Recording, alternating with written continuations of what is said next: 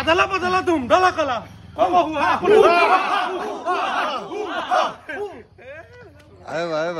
Adalah বদালা তুম ডালা কালা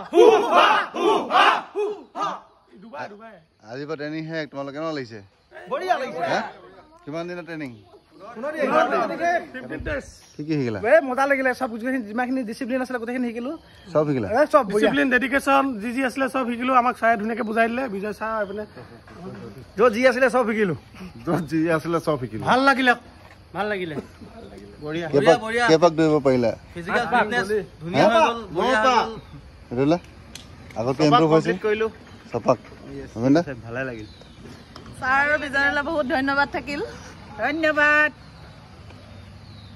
বঢ়িয়া ফিজিক্যাল ফিটনেস গুড ভাল লাগিলে